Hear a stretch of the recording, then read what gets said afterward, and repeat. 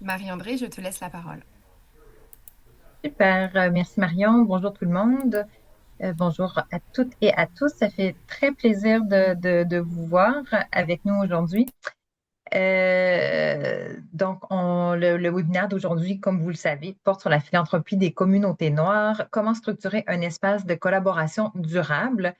Ce webinaire s'inscrit dans la foulée des activités qui sont organisées en suivi à la publication des signes vitaux sur les communautés noires, sur la philanthropie des communautés noires qui a été dévoilée en novembre dernier. Donc, merci de suivre les activités de l'Observatoire et de la FGM en ce sens. Marion l'a mentionné, je m'appelle Marie-André Farmer, je suis PDG adjointe stratégie, opération et impact à la Fondation du Grand Montréal. Donc, avant qu'on entre dans le vif du sujet, je profite de l'occasion pour vous parler un petit peu de la Fondation, en fait, de reconnaître que la Fondation du Grand Montréal euh, reconnaît la présence ancestrale des communautés autochtones Kanin-Kéraka de Kanawake et Kanesatake qui occupent historiquement le territoire connu aujourd'hui comme le Grand Montréal, que ce territoire a également accueilli plusieurs nations autochtones qui s'y sont établies au fil du temps et que, encore aujourd'hui, une population autochtone diversifiée habite ce territoire. Une petite minute pour vous parler de la Fondation du Grand Montréal. On est, pour celles et ceux qui ne le savaient pas, nous sommes une fondation communautaire qui est vouée au mieux-être des communautés du Grand Montréal, une organisation de bienfaisance qui sert à rassembler et à gérer des fonds philanthropiques, mais aussi comme mission et rôle de développer la philanthropie comme outil de progrès social, de rassembler la communauté et de soutenir la recherche de solutions innovantes et durables aux enjeux auxquels nous faisons face. Donc, la publication des signes vitaux, c'est un des moyens que nous avons à notre disposition pour répondre aux éléments de la mission que je viens de vous nommer. Et à travers ces publications, la FGM s'est donné pour objectif d'informer, de rassembler et de mobiliser. En compilant et en diffusant des données fiables sur l'état de notre collectivité, notre volonté est de stimuler la réflexion, la concertation et l'action. C'est depuis 2006 que la Fondation du Grand Montréal publie des documents signes vitaux. Les éditions précédentes ont notamment porté sur les inéquités territoriales dans le Grand Montréal, le logement ou encore les femmes et les filles dans le Grand Montréal. À chaque édition des publications des signes vitaux, on s'associe avec des organisations qui sont experts dans leur domaine. Donc, pour celle-ci, nous nous sommes associés à l'Observatoire des communautés noires du Québec, qui est un groupe de recherche rattaché au sommet Jeune Afro. L'Observatoire, puis Belinda vous en parlera beaucoup plus que je ne pourrais le faire, est engagé dans la production et la diffusion de connaissances sur les réalités des communautés noires du Québec, ce qui en faisait le partenaire idéal pour témoigner avec toute la rigueur scientifique nécessaire de la diversité et du dynamisme de nos communautés en ce qui a trait à nos contributions philanthropiques. La discussion d'aujourd'hui s'inscrit en suivi aux recommandations que vous trouverez dans le rapport et particulièrement la recommandation numéro 4 pour un espace de collaboration durable et l'importance de structurer un écosystème philanthropique solide et durable permettant de connaître et de reconnaître la construction sociétale des communautés noires. Merci beaucoup à l'Observatoire pour la présence. Merci à vous toutes et tous d'être avec nous ce midi. Je cède la parole maintenant à Belinda Ba, directrice de l'Observatoire des communautés noires du Québec. Bon webinaire. Alors bonjour tout le monde. Merci beaucoup Marion, merci Marie-André pour l'ouverture de ce webinaire. Je vais partager mon écran.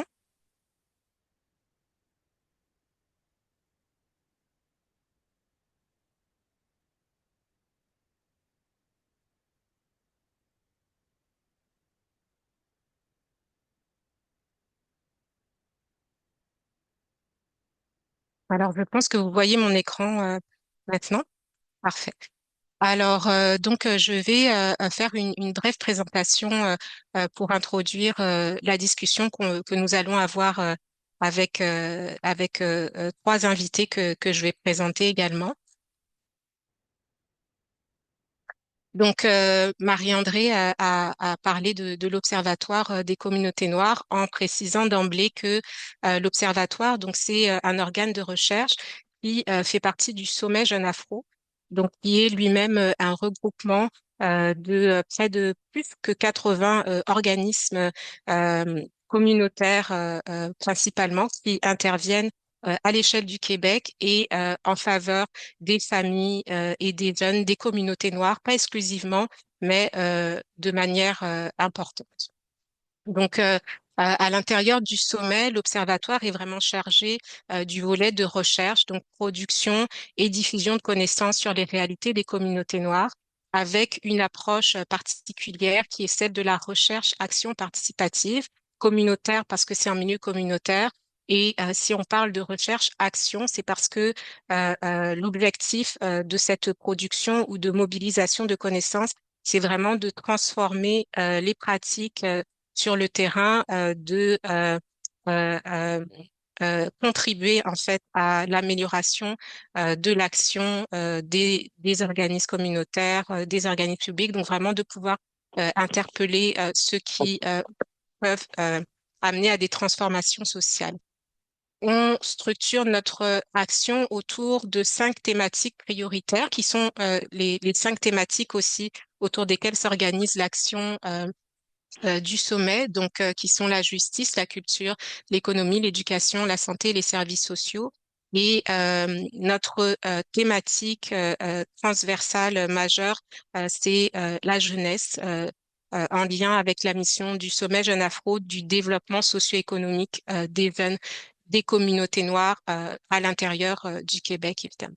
Donc, euh, l'Observatoire bénéficie du soutien de la Fondation Lucien Dréchagnon. Euh, Comme on parle de communauté noire, on s'arrête quelques instants pour préciser que lorsqu'on parle de communauté noire à l'Observatoire, au sommet, on parle pas d'un bloc monolithique.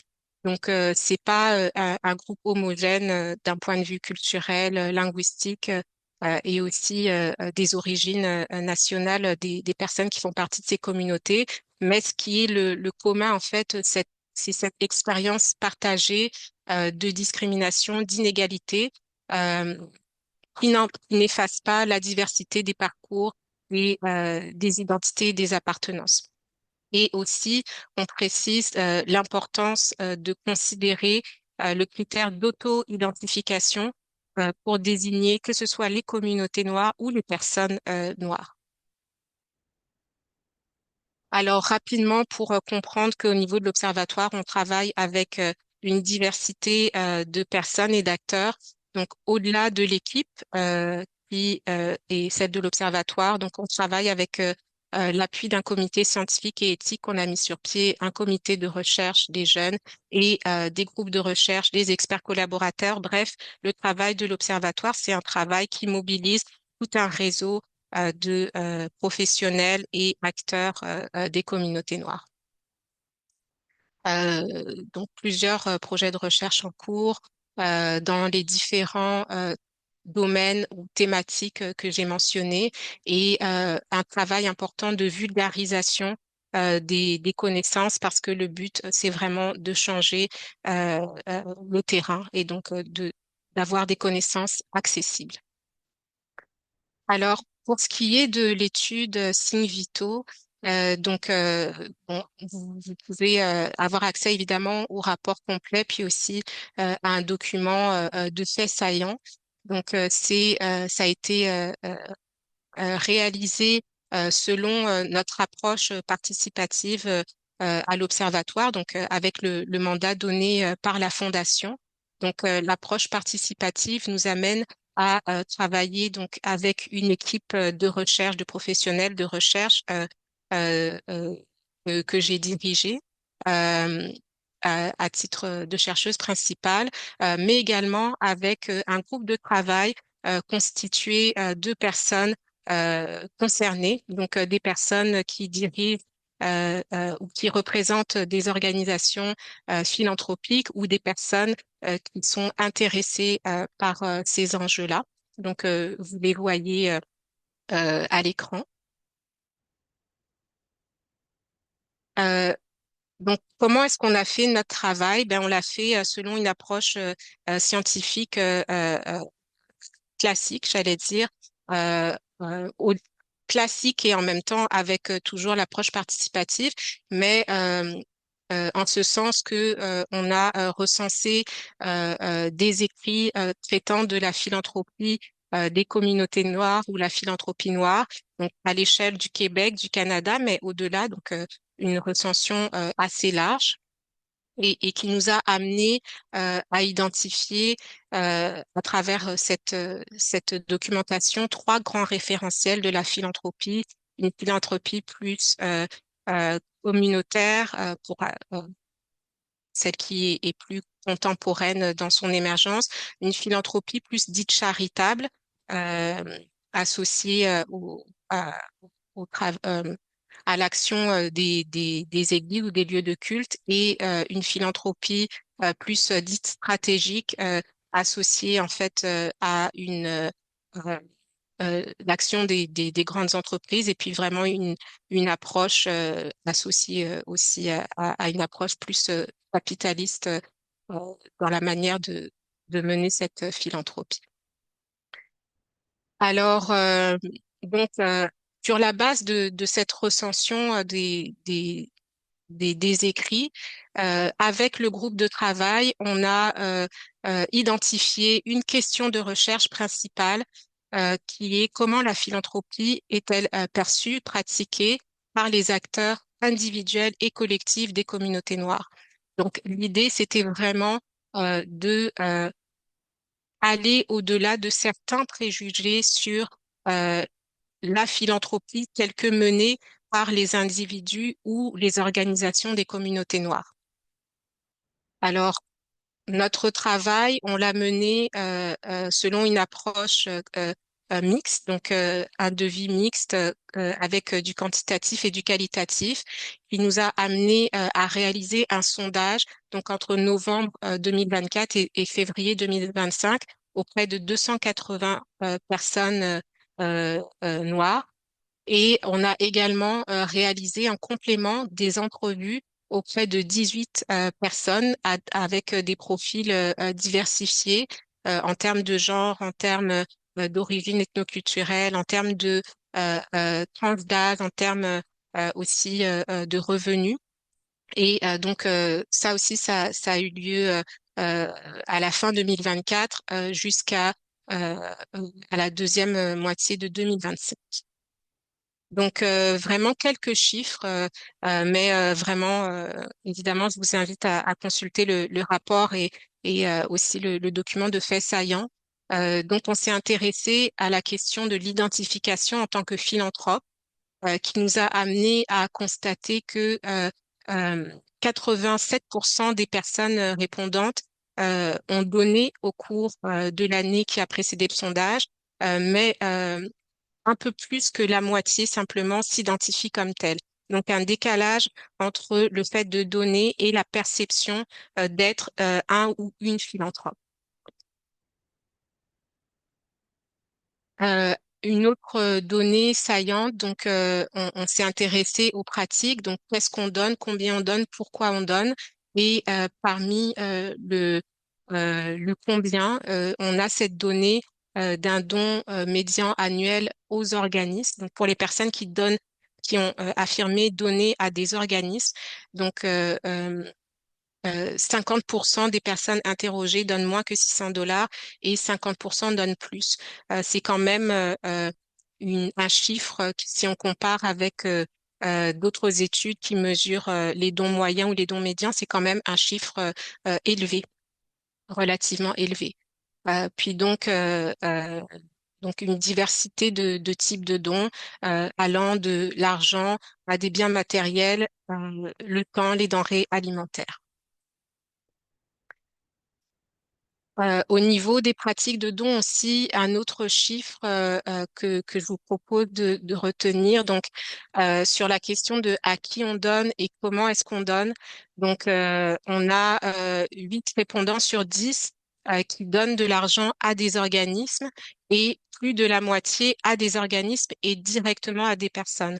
Donc ça nous permet de prendre la mesure du don formel, donc celui qui se donne à des organisations, mais aussi du don informel, donc celui qui se donne en dehors de canaux qui peuvent être enregistrés, qui peuvent être comptabilisés. Et puis, toujours un 8 sur 10 à peu près de répondants qui soutiennent des proches à l'étranger. Donc, parmi nos répondants, il y a ce qu'on appelle cette pratique de don, disons, diasporique, euh, qui, euh, qui amène à soutenir soit des proches ou plus ou moins proches, parce qu'avec une conception élargie de la famille, pour répondre à des besoins primaires, mais aussi pour soutenir des organisations qui sont établies dans les pays d'origine.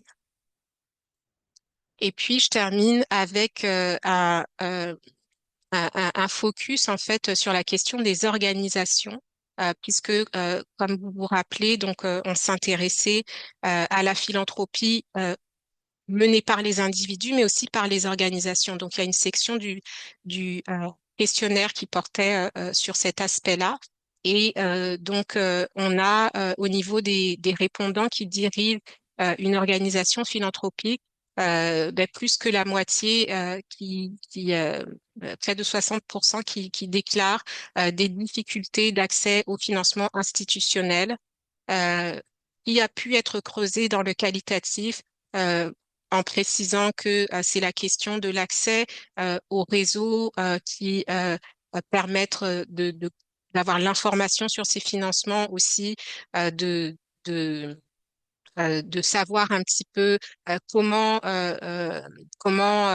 aborder les demandes de financement auprès de certaines fondations, de grandes fondations, de grands acteurs dans le domaine ou d'autres bailleurs. Et puis aussi un chiffre qui n'est pas issu de notre étude, mais que on a souhaité vraiment rappeler comme important, issu d'une étude de 2020 qui a mis en lumière à l'échelle du Canada le fait que euh, euh, si peu que 0,07% des fonds philanthropiques des grandes fondations canadiennes font à des organismes dirigés par des Noirs. Donc, c'était vraiment de souligner ce sous-financement des organismes dirigés par des personnes noires à l'échelle du Canada. Et évidemment, cette réalité s'applique, concerne aussi le Québec. Alors, voilà, donc on arrive aux recommandations de cette étude, quatre grandes recommandations que vous voyez à l'écran. Et aujourd'hui, nous nous concentrons sur la quatrième qui concerne le fait de structurer un écosystème philanthropique inclusif. Alors, pour cette quatrième recommandation, c'est vraiment l'enjeu de l'importance de co-construire un réseau qui est structuré et interconnecté de la philanthropie noire, de la philanthropie au Québec, incluant la philanthropie des communautés noires, euh, et de réfléchir à la question de la complémentarité de l'action, de la durabilité des espaces de collaboration.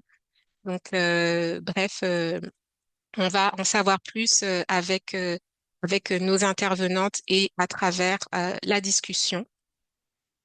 Alors, on a le plaisir aujourd'hui d'accueillir, en tout cas d'avoir comme intervenantes trois femmes, trois panélistes euh, qui, euh, un- qui ont un parcours qui incarne vraiment un engagement profond envers les communautés noires et le développement au niveau de Montréal et du Québec plus largement.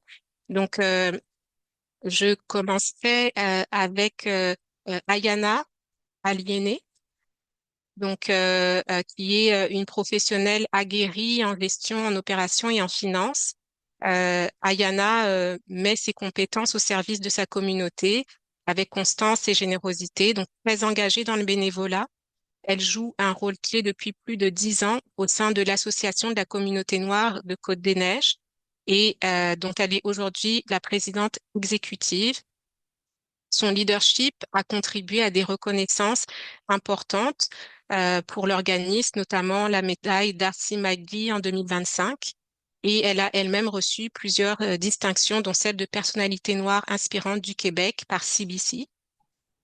avec une approche qui repose sur un principe simple, travailler fort, rester bienveillante et une philosophie qui traverse l'ensemble de son engagement. Nous accueillons également Ruth Claire-Paul, donc qui est directrice générale du bureau de la communauté haïtienne de Montréal depuis 2010. Donc Ruth possède une solide expertise en développement organisationnel et en administration sociale avec des diplômes de l'Université de Montréal et de l'École nationale de l'administration publique. Elle est donc une gestionnaire expérimentée et elle s'est illustrée par ses capacités à développer des initiatives innovantes pour répondre aux défis vécus par les communautés noires. Donc, sous sa direction, plusieurs programmes du BCHM sont devenus des références et Ruth est très engagée dans la gouvernance communautaire et siège sur plusieurs conseils d'administration avec de nombreuses reconnaissances pour son impact. Euh, et finalement, Madame Henriette Kandoula, donc une figure incontournable également du milieu communautaire québécois, originaire de la République démocratique du Congo, établie au Québec depuis plusieurs décennies. Elle est diplômée en sociologie et en gestion des coopératives, directrice générale de Chantier d'Afrique du Canada depuis 2002 et elle cumule plusieurs décennies, je l'ai dit, d'implication communautaire. Elle a contribué à la mise en place de mesures structurantes pour soutenir l'entrepreneuriat des communautés noires et elle est très active sur plusieurs conseils d'administration, au sein desquels elle œuvre pour favoriser l'intégration, l'équité et la participation des personnes immigrantes. Encore une fois, son parcours lui a également valu de nombreuses distinctions, dont une reconnaissance parmi les femmes inspirantes de Montréal. Donc voilà, bien sûr, elles vont pouvoir compléter cette présentation. Et dans le cadre de ce webinaire, mon rôle, ce sera d'assurer une bonne circulation de la parole. Alors voilà. Belinda, je t'interromps. Peux-tu arrêter ton partage pour qu'on puisse vous voir Oui, s'il te plaît? Merci.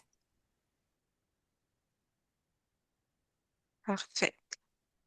Donc on va pouvoir rentrer dans le vif du sujet. Alors, je vais commencer avec une première question qui va s'adresser à chacune de nos panélistes. Alors, je vais vous demander donc à partir de vos expériences respectives, comment est-ce que les formes de solidarité et d'organisation communautaire ont-elles historiquement structuré les communautés noires à Montréal et au Québec?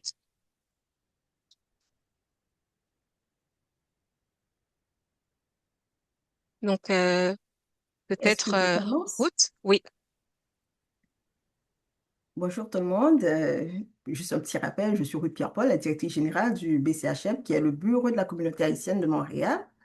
J'aimerais saluer la présence de Ninette Pugh, parce que lorsqu'on parle de concertation, elle est quand même un pilier de la communauté haïtienne qui a vu naître pas mal de concertations. Et donc, je la salue. En tant que gestionnaire et directrice de l'organisme du BCHM, ce que j'aimerais dire, c'est que un organisme comme le nôtre, qui a plus de 50 ans d'existence, ce n'est pas anodin. L'organisme a été créé dans un mouvement pour aider l'immigration des années 70, qui fuyait la dictature de Duvalier. Donc, c'est la preuve que les communautés noires n'attendent pas que les institutions les reconnaissent pour s'organiser. Le BCHM, justement, avec trois prêtres à l'époque, parce que c'était le bureau de la communauté chrétienne des Haïtiennes de Montréal, Paul Desjean, Joseph Augustin et Karl Lévesque, ont mis en place cet organisme. OK? Donc, j'ai mentionné le fait que l'organisme, la communauté et les communautés noires n'attendent pas pour s'organiser, se soutenir, se construire. Donc, on voit toujours que avant qu'il y ait la philanthropie institutionnelle, avant qu'elle s'intéresse aux réalités des communautés noires, les organismes existaient Elles se finançaient par des cotisations de membres. Elles étaient portées aussi par des bénévoles engagés. Ces organisations étaient soutenues par des réseaux de solidarité informels que l'on ne retrouve dans aucun rapport d'activité. Et c'est important de dire qu'à l'époque, ce capital social, qui n'était peut-être pas valorisé, je ne sais pas s'il l'est à présent, mais était le socle sur lequel reposaient les actions communautaires. Donc, au fil des ans, on a vu naître toutes sortes de concertations au niveau de la communauté haïtienne. Je peux parler du CONACO, euh, qui était le Conseil national des citoyens et citoyennes d'origine haïtienne. On a vu naître le COSIM, qui était le collectif des organismes communautaires issus du milieu haïtien. Il y a eu, enfin, les États généraux qui ont été faits, qui ont été organisés par le CONACO, j'ai nommé tantôt le CONACO, et en termes d'initiative, le CONACO aussi avait une préoccupation au niveau de l'éducation. Suite aux études de Marie McAndrew, le CONACO a déployé un programme. Naturellement, il était soutenu à l'époque par le ministère de l'Éducation pour permettre aux organismes durant l'été d'avoir un accompagnement pédagogique pour les jeunes des communautés noires. Donc, c'est une réponse à une problématique identifiée par des chercheurs à l'époque, en fait, par Marie McAndrew, qui démontrait le faible taux de réussite au niveau des communautés noires académiques. Et c'était devenu une préoccupation, donc des actions étaient portées ainsi. On a vu au fil des ans arriver le sommet Jeune Afro, mais aussi la concertation haïtienne pour les migrants. Donc, tout ceci pour vous dire qu'au niveau de la communauté haïtienne, des actions ont été portées et ce que l'histoire de nos organisations nous enseigne, c'est que la solidarité dans les communautés noires, elle a été structurante avant même qu'elle soit reconnue.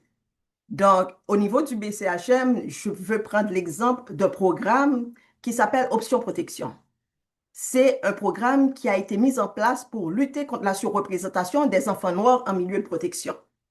Et on a vu la commission Laurent, mais le BCHM, suite aux problématiques amenées par la communauté, s'est dit, oh, il faut qu'on pose une action. On est allé voir la DPJ et ça a été la première entente officielle de la DPJ avec un organisme de la communauté noire pour lutter contre cette surreprésentation des enfants de la communauté au niveau de la DPJ, au niveau de la protection de la jeunesse. Donc, les communautés noires, comme on peut le comprendre, ces formes d'organisation ne sont pas des approximations en attente d'être formalisées. Elles sont des modèles à part entière. Ces organisations portent des expertises qui sont souvent irremplaçables. Donc, c'est important pour de les voir se développer, mais aussi de les soutenir. Euh, je crois qu'au fil des ans, on comprendra que les organismes, ils ont une mission qui leur sont propres, ils ont une mission qui rejoint souvent des préoccupations de leur communauté. Donc, on invite souvent les bailleurs de fonds à avoir un regard spécifique sur ce qui se fait dans les communautés parce que souvent, les tables de concertation sont formées par des bailleurs de fonds. Et au niveau de la communauté haïtienne, ce qui est intéressant, c'est que c'est la communauté qui identifie ces problématiques et ensuite amène des solutions et va chercher le financement adéquat pour qu'elles soient soutenues. Merci. Merci beaucoup, Ruth. Je laisserai la parole à Yana. Merci beaucoup. Merci, Ruth. Mon nom, c'est Ayana comme invitée. Alors, moi, je vais faire mon discours en français, mais ça se peut que je fais des anglicismes, un peu de franglais entre tout. Alors, de notre part, j'aimerais représenter la communauté anglophone noire de Montréal. Et puis, depuis le 20e siècle jusqu'à nos jours, la communauté noire anglophone de Montréal, d'abord implantée dans la petite Bourgogne, comment, Little Burgundy, connu en anglais, puis étendu à Côte-des-Neiges, puis ensuite NDG et La Salle, ont eu des solides traditions organisationnelles pour survivre à l'exclusion dans ces temps, à la marginalisation économique et au racisme systémique. Ces formes de solidarité s'ancraient dans quatre ou cinq majeurs éléments. La première, c'était un réseau d'entraide confessionnelle qui était représenté par une église centrale, Union United Church, qui a été fondée dans l'année 1907, qui était active dans ce temps pour soutenir les cheminots noirs, so the railway workers et leurs familles. C'était un lieu de spiritualité, de société d'entraide qui aidait avec l'aide alimentaire, le vestiaire et le logement, et ainsi un lieu de rencontre pour lutter contre les discriminations et organiser le soutien entre eux et de communautaires. Ensuite, on a le Colored Women's Club, qui était une entraide dirigée par les femmes noires, souvent les femmes de cheminots noirs, qui était fondée en 1902, qui était active dans ce temps, mais qui était vraiment entrée pour la solidarité, pour aider les familles et les femmes qui étaient dirigeantes de la maison quand les hommes n'étaient pas là. Ensuite, on a le UNIA, qui était une organisation panafricaine et politique. Alors, ces développements, les traditions organisationnelles se fondaient dans différents éléments. Celui-là, c'était actif à Montréal pour plusieurs années et était ancré dans des sections pour la conscience panafricaine dans les années 60, le retour en Afrique ou les connaissances africaines de notre héritage, des stratégies d'entraide collective, l'organisation syndicale pour aider les porteurs de chemin de fer à avoir leurs droits, la défense des droits et du logement et des campagnes antiracistes ciblant les discriminations policières et des obstacles à l'emploi et à l'éducation. Également, on a les centres communautaires comme le nôtre à Côte-des-Neiges, mais premièrement fondé avec le Centre communauté noire, le NCC, également à Petit-Bourgogne, fondé en 1927. Elle a exercé une influence majeure sur tout le 20e siècle des gens noirs à Montréal. Elle a servi comme un pôle communautaire pour les programmes de jeunesse et les prestations de services sociaux et a joué un rôle central dans le soutien des familles, des programmes de leadership et l'autonomisation économique des droits des gens à Montréal. Jusqu'à nos jours, on a nous-mêmes développé des centres communautaires modernes, disons, tels que nous autres à CDNBCA, mais également le BCRC, le Bureau communautaire de ressources noires, qui a été fondé par Dr. Clarence Baines, également le Centre DESTA et le CDNBCA, que nous sommes ancrés dans essayer de trouver des façons à aider, à soutenir ce qui est déjà établi. On a un système de santé et de l'aide au Québec, mais il y a des enjeux par contre et des grands trous pour le support des doubles minorités à Montréal, ceux qui sont des anglophones et qui sont noirs également. Alors, pour nous, on centrait sur les services sociaux et le soutien en santé. On a également trois programmes centraux pour aider dans le parcours d'emploi et dans l'entrepreneuriat et aussi des campagnes pour l'aide l'aide alimentaire avec Moisson Montréal. Alors, on essaie de toucher tous les éléments nécessaires qui sont philanthropiques dans la base, mais ne sont pas ancrés toujours avec l'argent. C'est vraiment l'entraide communautaire qui fait bouger ces éléments-là. Merci. Merci, Ayana. Henriette,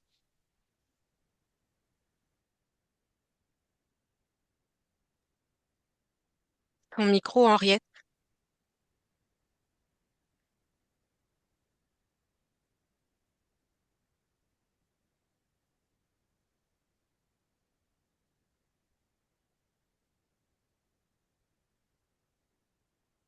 Voilà, désolée. Bonjour à tout le monde. Moi, c'est Henriette Cantoula, comme on l'a dit, je suis directrice générale de Chantier d'Afrique du Canada. Vous allez m'excuser un peu, ma voix est rauque, je viens d'une grippe. Je vais essayer quand même de parler un peu fort. Concernant, concernant la solidarité au niveau de l'organisation communautaire, au niveau des communautés africaines, qui sont les communautés récemment immigrées par rapport aux autres communautés noires. Et communauté africaine, l'Afrique, c'est un continent. Donc, les solidarités se sont organisées très tôt. Et je pense que c'est quelque chose de très concret pour les communautés africaines qu'on rencontre tous les jours. Et je pense que même avant d'arriver au niveau des organisations, les gens ont déjà rencontré quelqu'un qui les a hébergés, qui les a orientés, qui les a rassurés.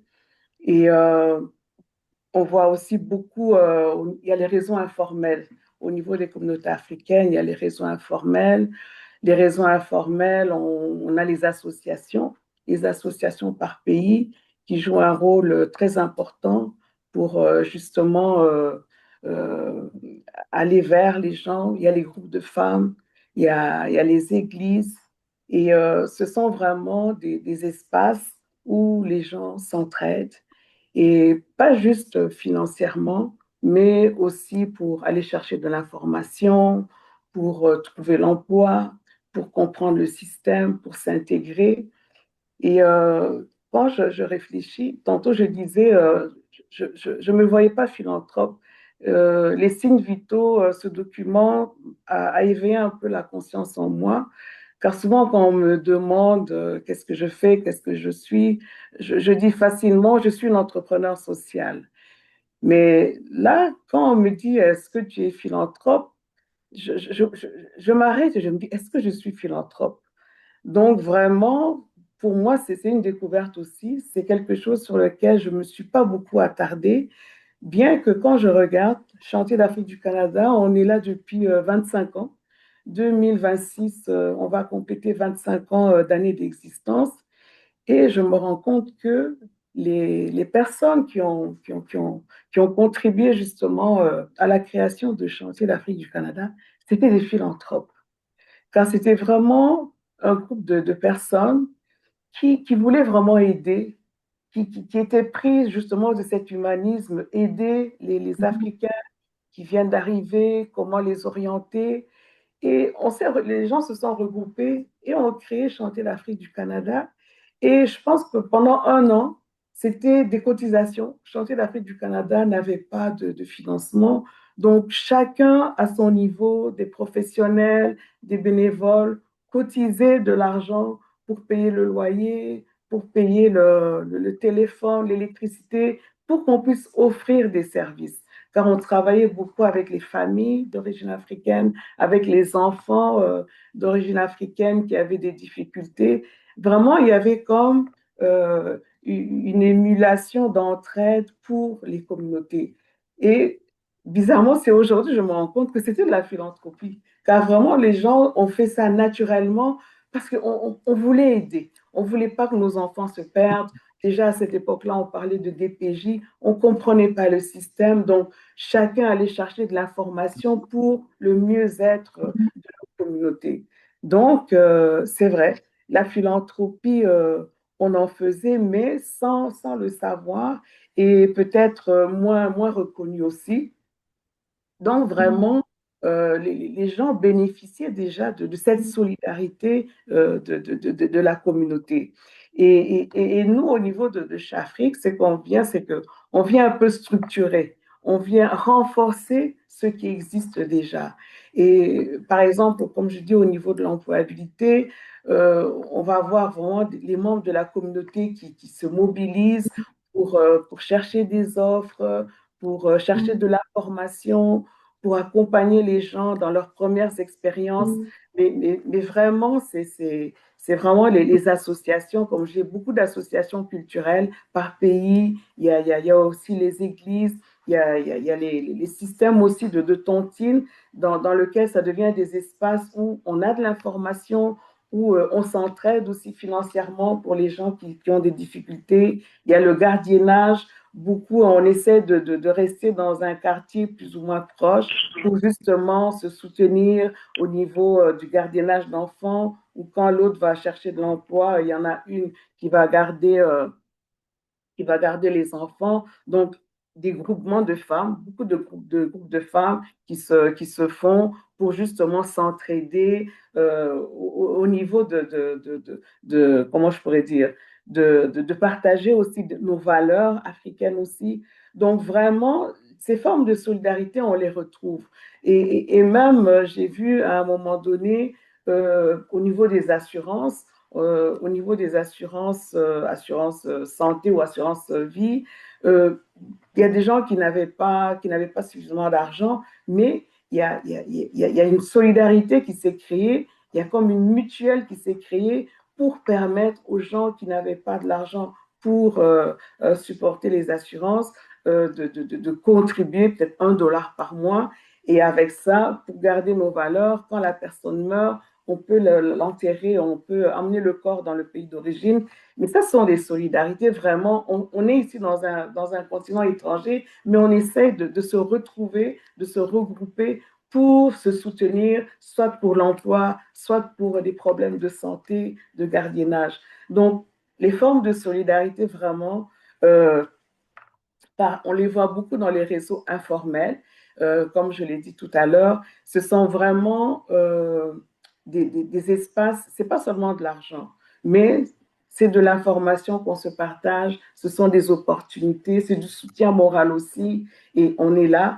Et ces formes d'entraide-là aussi, ce qu'on peut dire, c'est que ça se structurait en organismes comme les nôtres, comme Chafrique, et on garde vraiment cet ADN communautaire très forte, une proximité avec les gens, une capacité aussi à répondre rapidement aux besoins.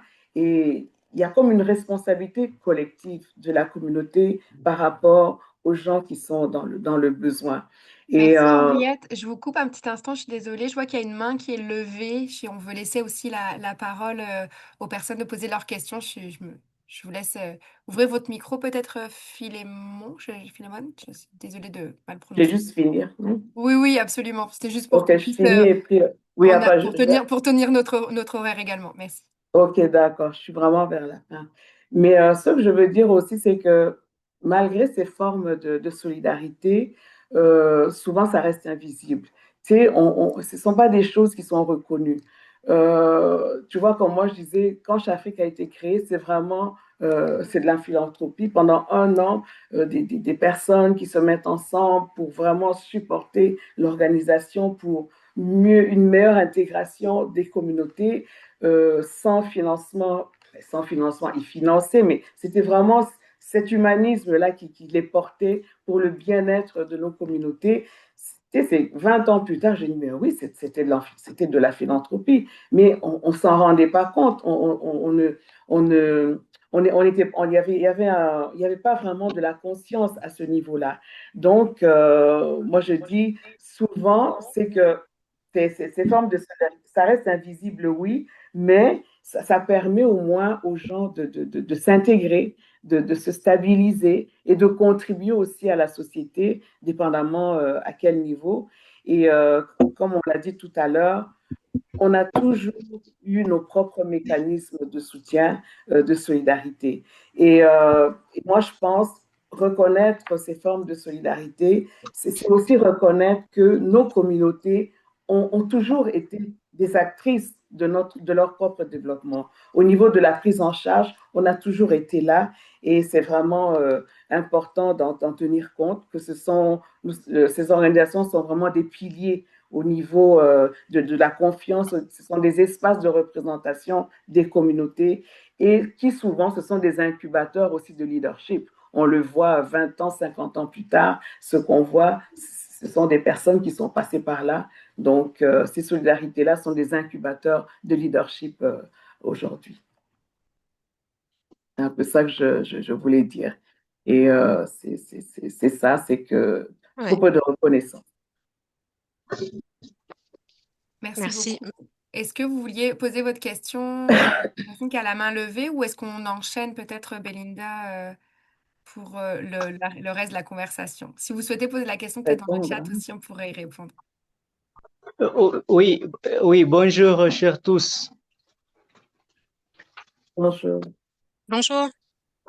Oui, je suis beaucoup intéressé par les thèmes, surtout ce qui concerne les philanthropies. Parce que quand on parle des actions de développement, non, les actions de solidarité, et là, je me sens très, très intéressé. Et je suis heureux d'apprendre aussi que à l'extérieur, bon, au départ, je vais revenir un peu, peut-être que je suis parti vite en besogne. Personnellement, je suis Philémon Kahekwa.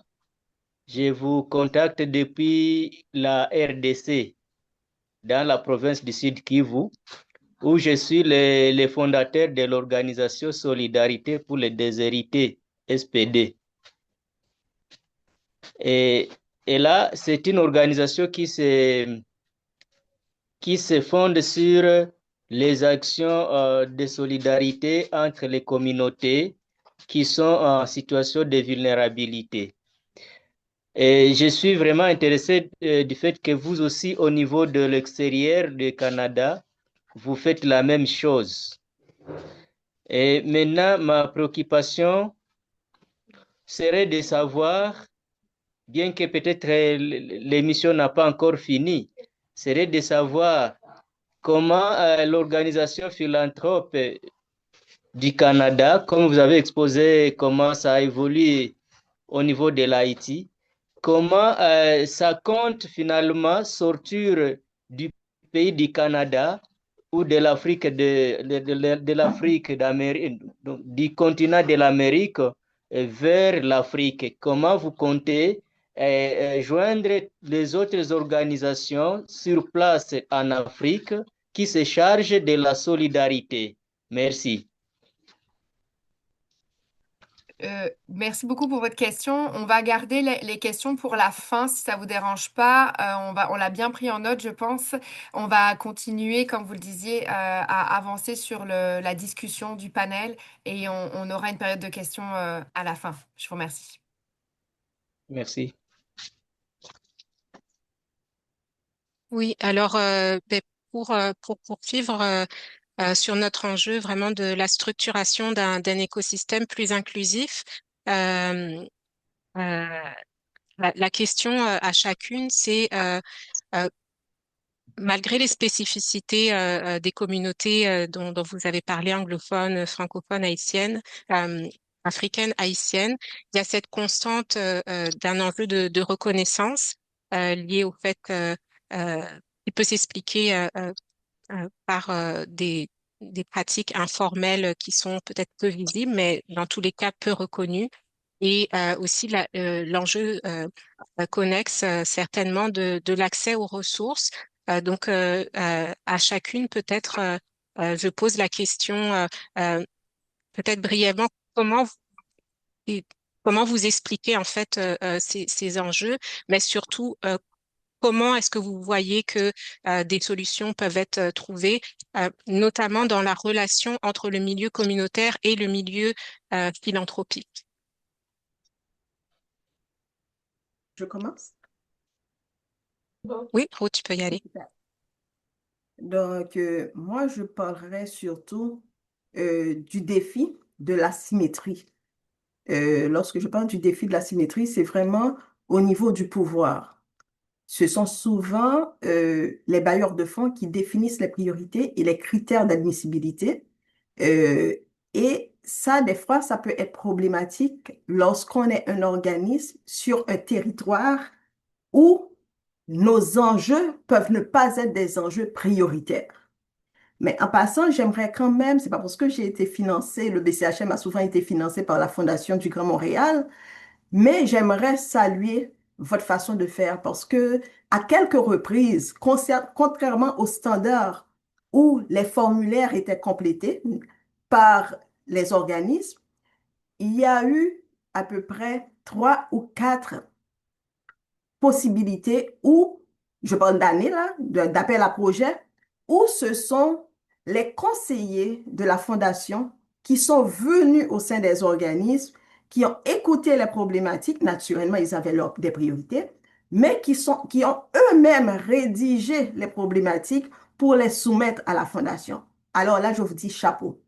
Il y a eu aussi la Fondation Chagnon qui s'est démarquée pendant la pandémie, parce que moi, je parle d'expérience, où nous leur avons parlé de la surreprésentation des enfants noirs en milieu de protection. Il n'y avait pas nécessairement euh, de projet financé par eux dans ce domaine et ils ont ouvert la porte à cet accompagnement. Donc, je vous dis merci et chapeau.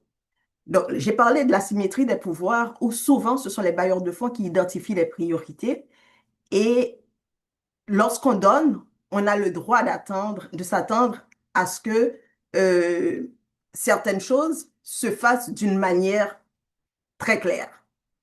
Par contre, les problématiques identifiées par les communautés noires, des fois, c'est nécessaire qu'elles soient prises en considération. Et c'est peut-être là que l'Observatoire aussi peut jouer un rôle important, l'Observatoire des communautés noires. Un autre défi dont j'aimerais parler, c'est le défi de la continuité. C'est que les organismes, souvent, sont construits sur des décennies de relations de confiance avec les partenaires philanthropiques. Ces relations permettent aux organismes, année après année, de maintenir une certaine relation avec les bailleurs de fonds. Et la nécessité d'avoir cette continuité lorsque souvent les bailleurs de fonds, pour se départir de la responsabilité de financer directement, s'adressent à un intermédiaire, ça vient rompre cette continuité. Et l'autre enjeu dont j'aimerais parler, c'est peut-être l'enjeu de la reconnaissance de l'expertise. Donc, les communautés noires produisent depuis leur arrivée ici des expertises fines qui leur sont propres, qui sont propres à leur réalité. Je parle au niveau de l'immigration, au niveau du racisme systémique, au niveau de la protection de la jeunesse, que le BCHM, je veux dire, a porté un dossier particulier. Donc, ces expertises, elles sont documentées. Il y a des rapports qui témoignent au fil des ans de ce qui a été fait, de la mobilisation quotidienne de ces organismes pour soutenir leur communauté. Donc, la reconnaissance de l'expertise et le maintien du travail qu'ils font est extrêmement important. Moi, j'ai parlé normalement de 3 enjeux principaux à mes yeux en tant que gestionnaire. J'ai parlé de la symétrie de pouvoir, j'ai parlé de la continuité, donc la nécessité d'avoir ce lien direct avec les bailleurs de fonds. Je ne dis pas qu'il ne faudrait pas d'intermédiaires, mais sans briser cette continuité de l'action et une reconnaissance de l'expertise. Donc, au niveau des défis, c'est ce que je constate. Merci. Merci Ruth. Alors, Henriette ou Ayana, est-ce que vous voulez aussi compléter Une sur la question de compléter. l'action aussi? Oui. Je pense que généralement, on parle souvent, puis Ruth a bien souligné l'étroitement entre les bailleurs de fonds et les organismes communautaires. Mais également, il y a des difficultés au niveau de la collaboration entre la communauté noire, puis encore, je parle spécifiquement anglophone au Québec et le secteur philanthropique en tant que certains enjeux. Premièrement, c'est comme détaillé dans le rapport, le sous-financement systémique aux organismes. Et cela est un obstacle majeur pour la collaboration parce que les organismes communautaires commencent souvent dans une situation de précaire, financière précaire, qui rend encore plus difficile à faire des demandes, qui demandent beaucoup d'informations ou beaucoup d'aide à compléter une application pour un formulaire ou quoi que ce soit. Également, un autre enjeu, c'est un manque de reconnaissance de la philanthropie et des contributions communautaires dans la communauté noire qui sont déjà faites. Henriette a parlé un peu de ça, de l'entraide entre tout le monde. Et ça réside un obstacle majeur dans le fait que le secteur philanthropique ne reconnaît pas toujours la culture philanthropique qui se passe entre la communauté noire. Ce qui manque également, c'est reconnaissance à la tâche de les institutions qui souhaitent s'engager avec nous. C'est vraiment avoir une compréhension de qu'est-ce qu'on fait puis la raison d'être. Également, plusieurs rapports soulignent le manque de données. Ruth vient de parler de ça aussi. Mais le manque de données adéquates sur la communauté noire, anglophone, francophone, mais aussi les rapports qui sont soumis à les bailleurs de fonds. On ne voit jamais ces rapports. Personne n'est au courant de le travail qui est fait, les enjeux qui ont été expérimentés pendant le cours d'un projet ou d'un programme pour être capable de faire un deuxième travail, un volet numéro 2 ou 3 pour amplifier, excuse-moi, pour amplifier ou pour faire des améliorations au niveau de le projet qui a été entamé en premier cours.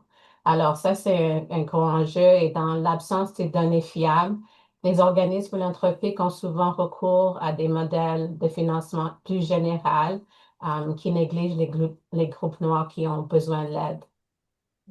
Aussi, un obstacle, c'est des obstacles systémiques, notamment le racisme, les enjeux linguistiques. Le racisme, comme on sait, la discrimination systémique continue d'affecter l'accès au financement, à l'emploi et ce qui influence la façon dont les organismes interagissent avec les institutions philanthropiques.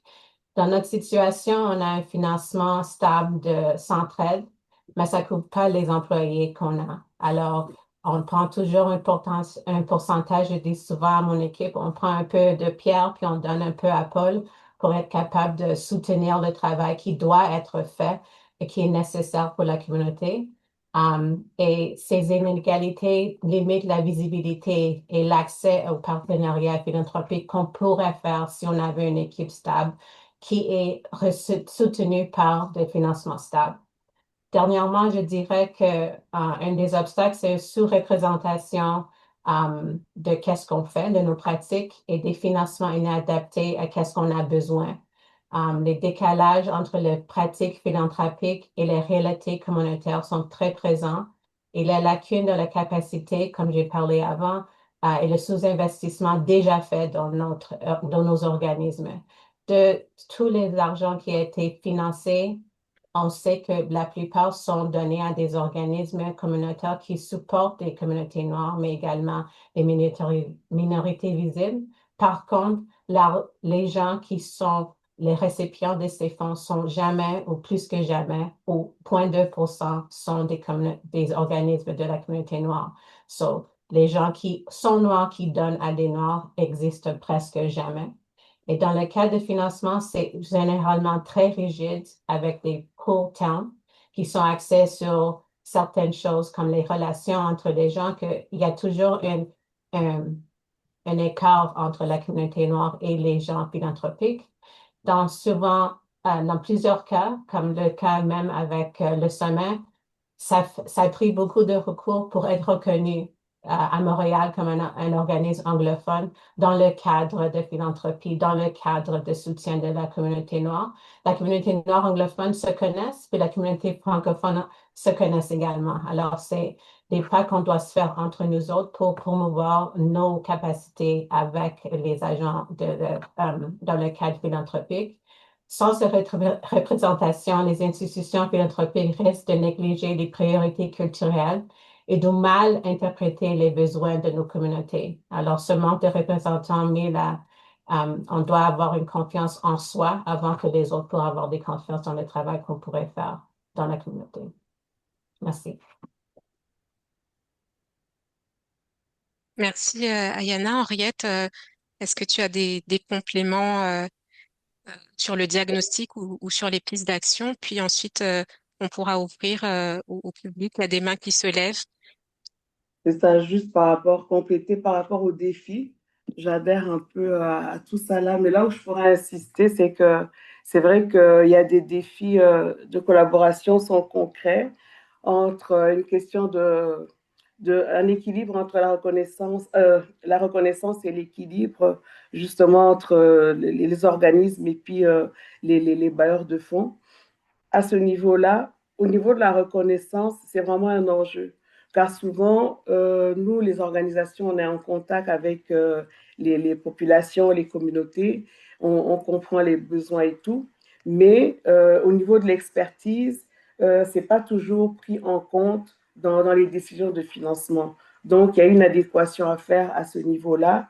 Et aussi, il y a aussi un problème d'accès justement au niveau des organisations, tout le monde, on n'a pas on n'a pas les mêmes réseaux, la même porte d'entrée dans les réseaux philanthropiques. Et ça peut produire aussi des inégalités.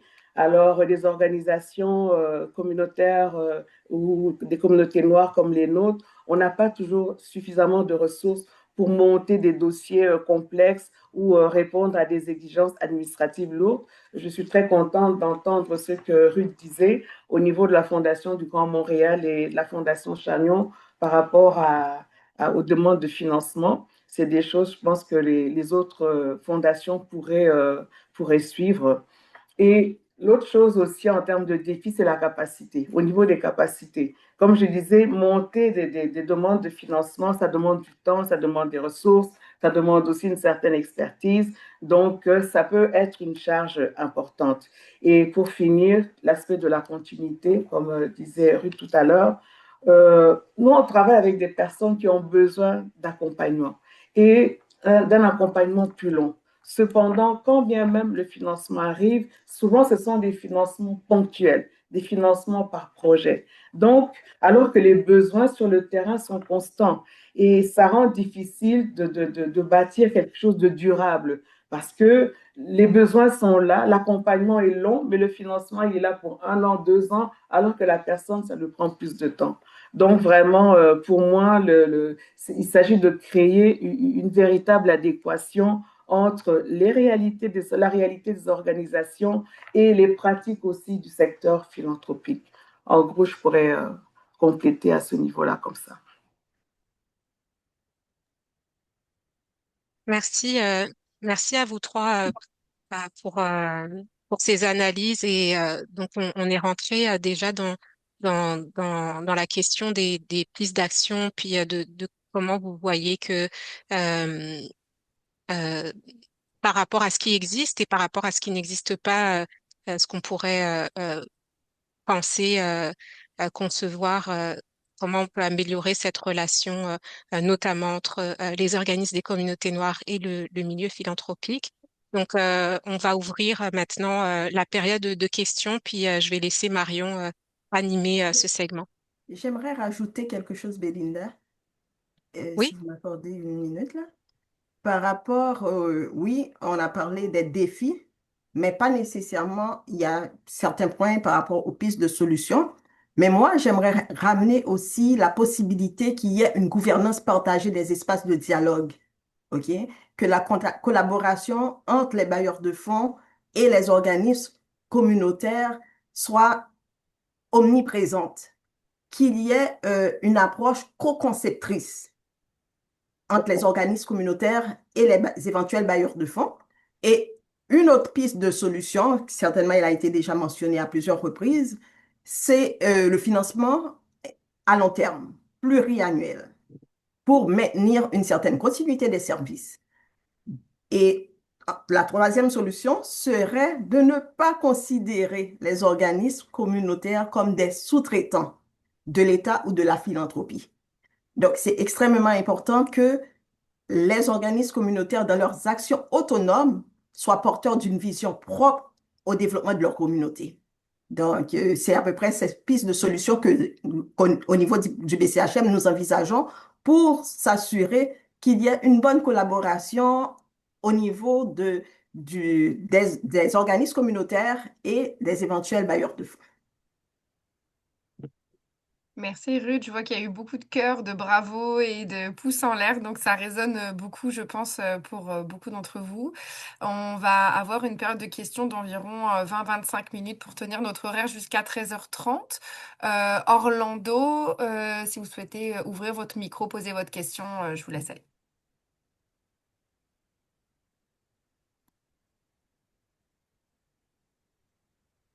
Bonsoir tout le monde. Et en fait, je ne sais pas si c'est une question, mais c'est une question sous forme de commentaire. C'est que Ruth a déjà soulevé ça. C'était beaucoup plus la question du financement par mission, par projet. C'est que moi, j'ai presque 4 à 5 ans que je travaille dans le milieu communautaire, plus particulièrement auprès des jeunes, c'est qu'il y a toujours un enjeu. L'enjeu, lorsque les projets sont financés, lorsque l'organisme est financé par projet, puis ça crée un sentiment d'appartenance et puis à un certain moment donné, le projet est terminé, puis on dit bye bye, surtout à tout le monde, particulièrement les intervenants. Puis le service, il n'est plus là et puis le besoin existe encore. C'est que ma préoccupation, c'est comment concilier, comment vraiment mettre en place et un moyen par lequel on peut vraiment axer le financement par mission au lieu de financer par projet. Ça pourrait aider aux organismes communautaires de pérenniser les services et qu'ils offrent aux participants, particulièrement les jeunes. C'était cet enjeu-là que je voulais vraiment soulever, mais Henriette l'a bien et Ruth l'a bien soulevé. En fait, c'est ça.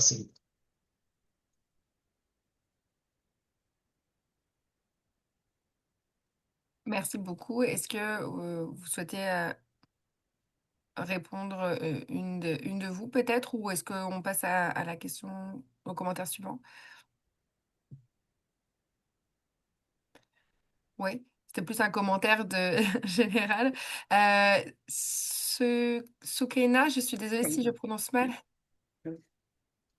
Bonjour tout le monde, merci à Belinda pour la présentation. Je salue aussi les trois panélistes et responsables d'organismes présents.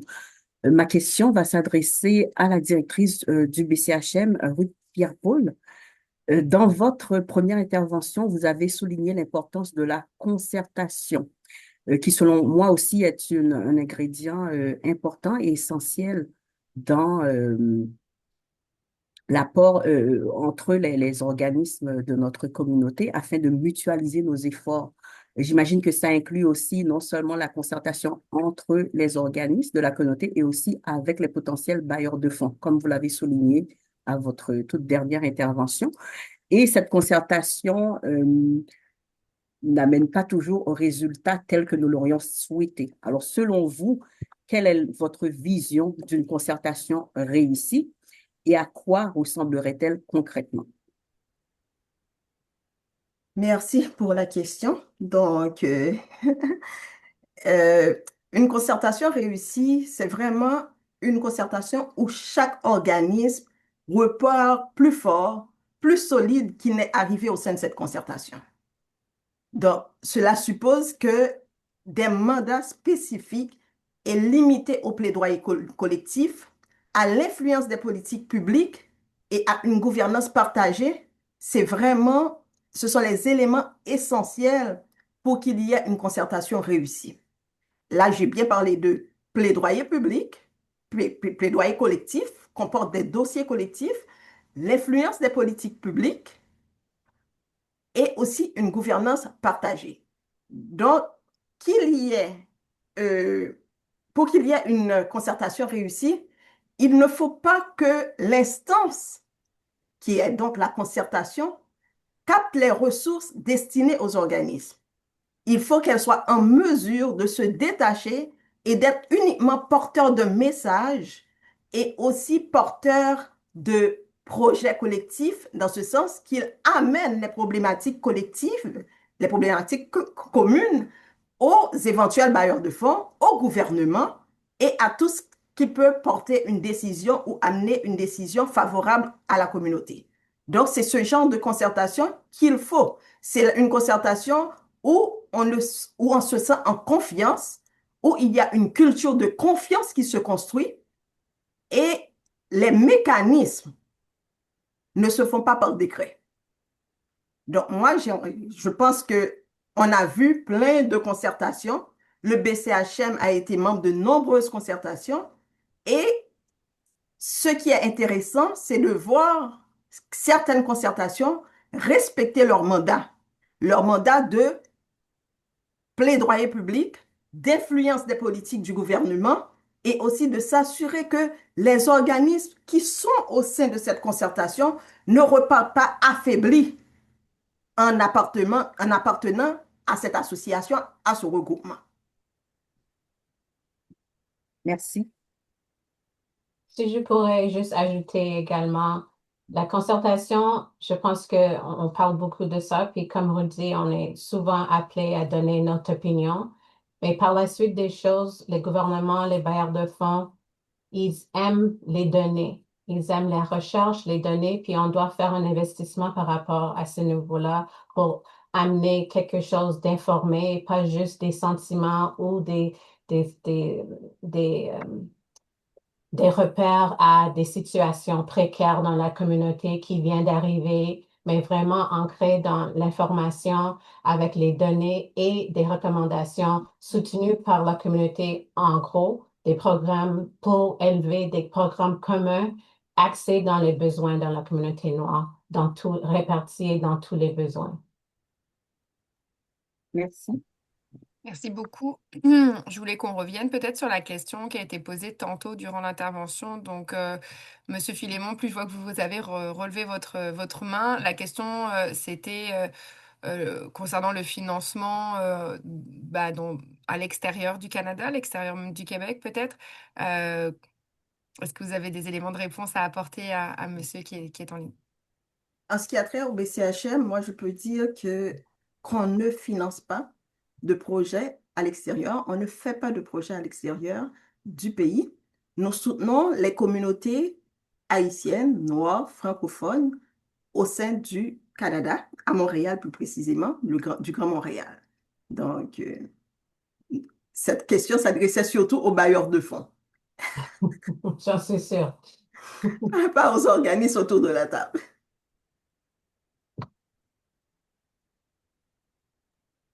Oui, on a une autre main levée. Joe Tamko.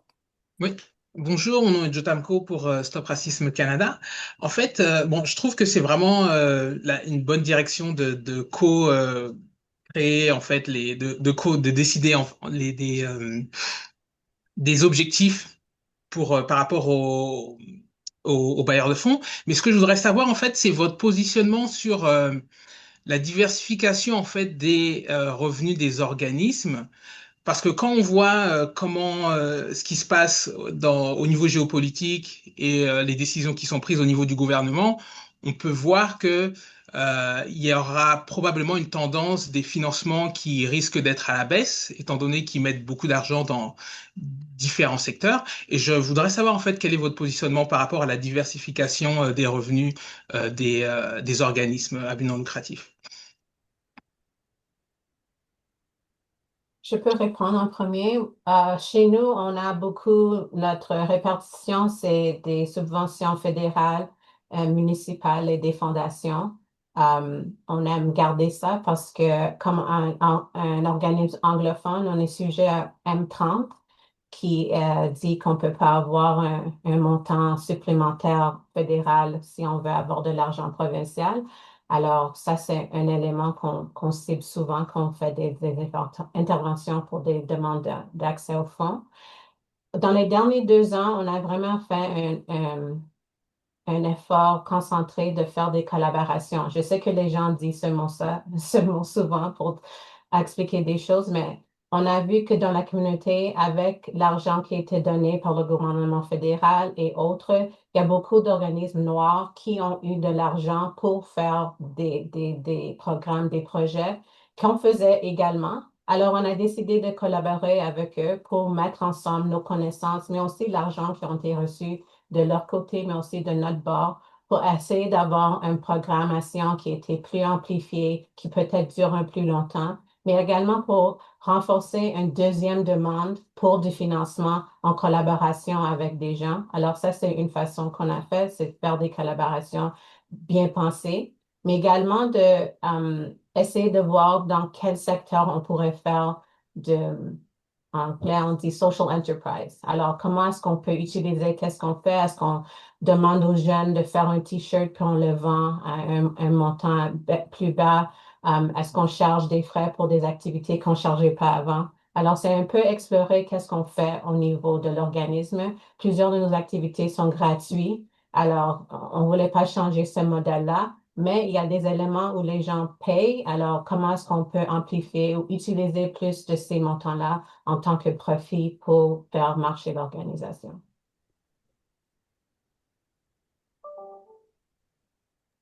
Merci, Ayana. Est-ce que ça répond à votre question? Est-ce que d'autres...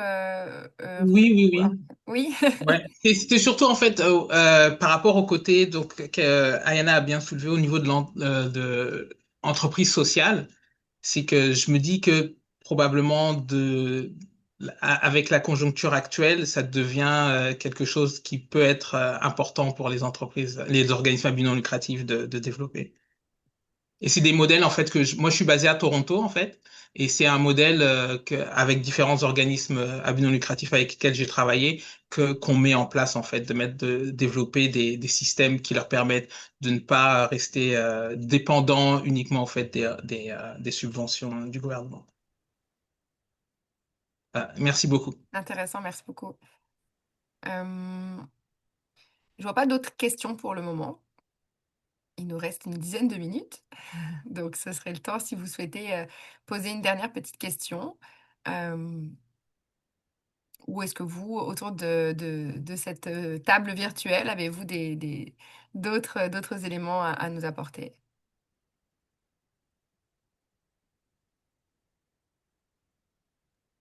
Sinon, on peut gagner... Ah oui, monsieur... oui, j'ai deux nouvelles mains levées. Donc, monsieur Philémon, je vous laisse aller.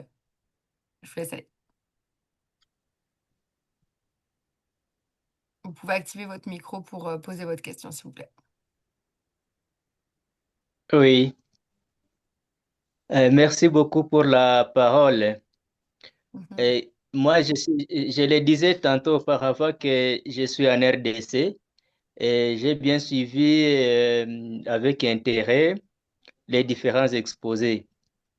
Et ce que moi je peux suggérer, et donc c'est une recommandation et demande à la fois en faveur des organisations qui sont en Afrique, et plus particulièrement dans le pays les plus touchés par des guerres, avec l'initiative philanthropique qui se fait déjà au niveau du Canada, que ce soit du côté anglophone, que ce soit du côté francophonie. Ce que je peux demander, c'est d'initier ces petites organisations de l'Afrique à faire des activités ou à faire de mêmes choses que ce qu'elles font là, donc au Canada où ils sont, pour que ces organisations qui sont ici en Afrique puissent aussi parvenir à se développer. Voilà, c'est ça ce que je pouvais demander. Merci. Merci beaucoup pour votre intervention, c'est bien enregistré. Oui, Joe Temko, une autre question? Oui, voilà, en fait, je voulais déjà remercier toutes les panélistes et l'organisation, et j'aurais voulu savoir en fait quelle est votre vision pour le futur après cette discussion. Grande question. Qui veut se lancer dans cette réponse-là sur, Je vais commencer, je vais laisser les autres, je vais être vite également. Moi, je pense que au niveau du sommet, ils ont vraiment mis en place une opportunité pour que les organismes noirs communautaires à Montréal soient promus, soient visibles.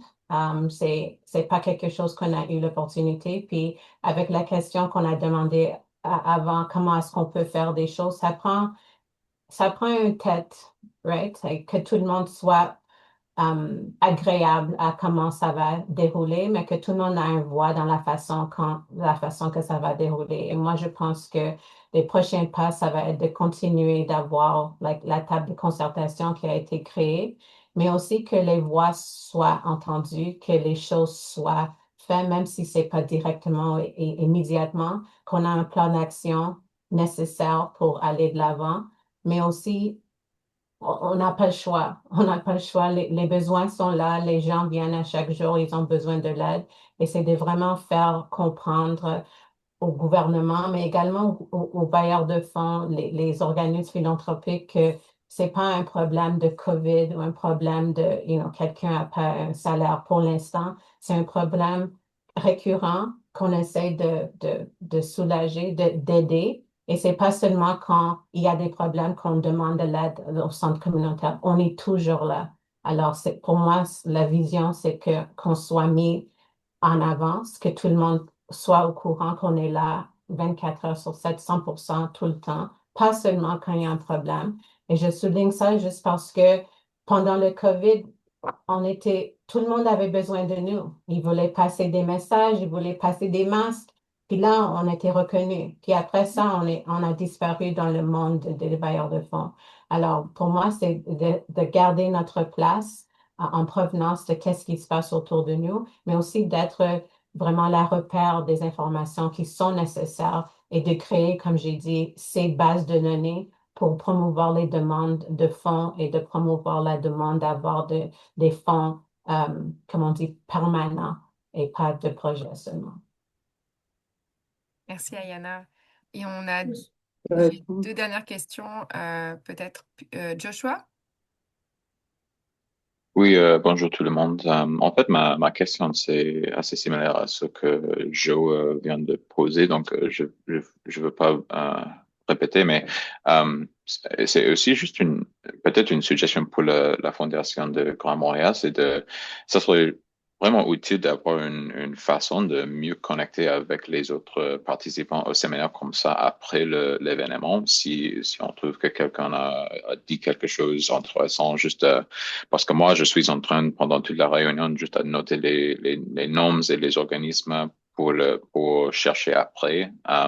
Mais ça prend du temps juste pour chercher les courriels en ligne, tout ça, ça prend du temps aussi. Et je me demande si il pourrait être une façon juste de faciliter ces connexions parce que oui, c'est clair que l'un des défis qui est sorti de cette conversation, c'est de mieux connecter, de mieux travailler ensemble entre les organismes communautaires, même si, oui, il y a aussi le défi de connecter avec les bailleurs de fonds. Je pense que d'avoir un réseau plus fort, ça serait utile aussi. Et c'est quelque chose qui, ça serait vraiment utile pour moi personnellement. Je pense aussi pour les autres. Donc, merci pour toutes les réponses et la présentation. Merci pour l'intervention. C'est en effet très pertinent. C'est sûr que c'est toujours difficile de partager une base de données ou des courriels. En tout cas, ça reste,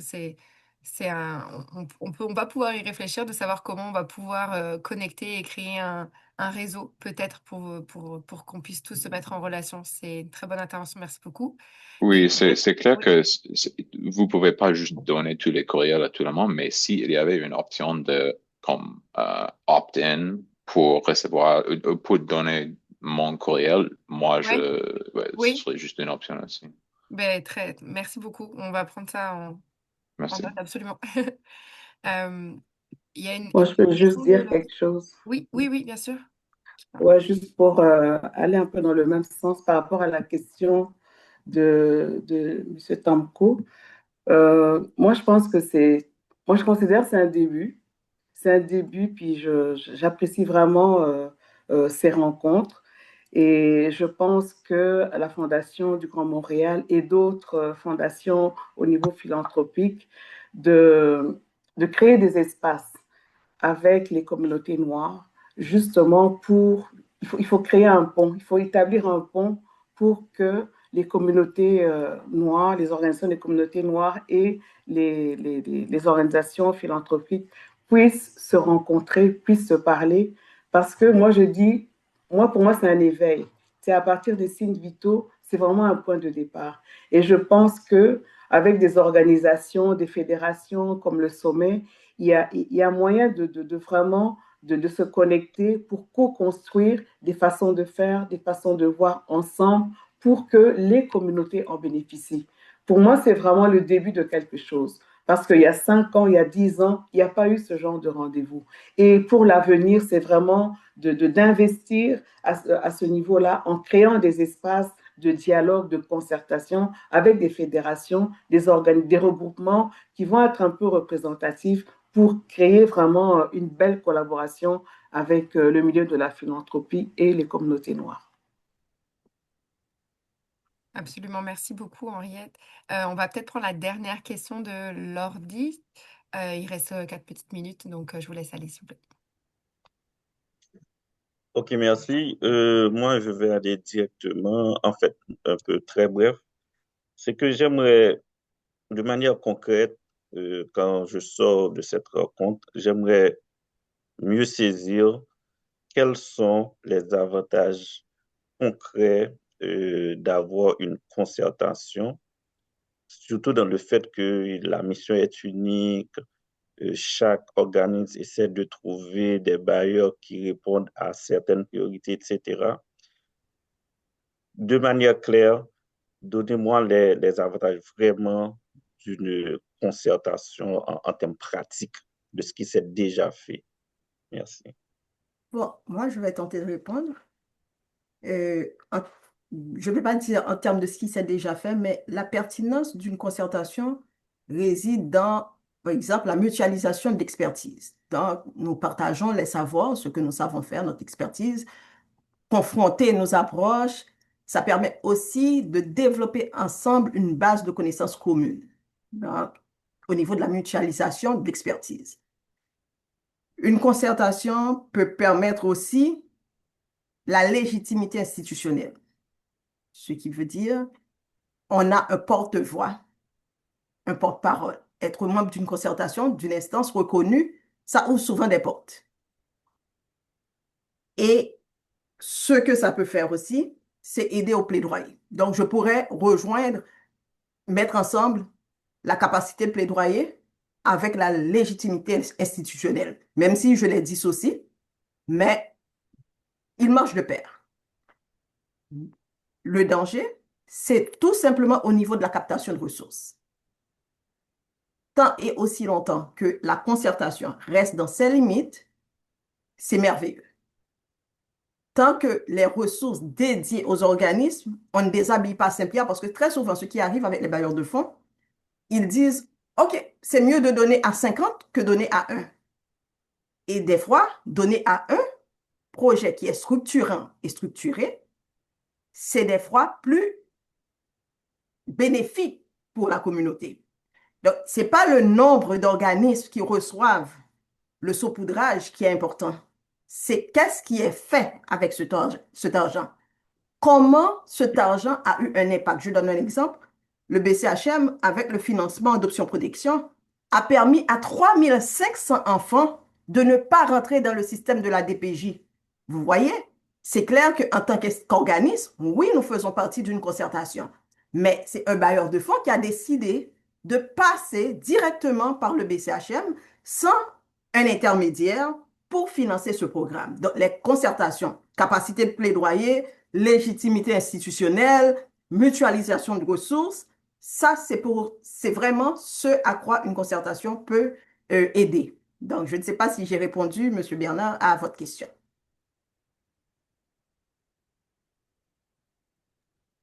Très bien, merci. Merci. Écoutez, merci beaucoup. Il est 13h30, bravo. Et merci à tout le monde pour votre participation, pour vos questions, toutes très pertinentes. Merci évidemment à nos 3 panélistes et à Belinda pour avoir animé avec brio ce rendez-vous de la FGM qui donc a été enregistré pour ceux et celles qui seraient éventuellement arrivés un petit peu après.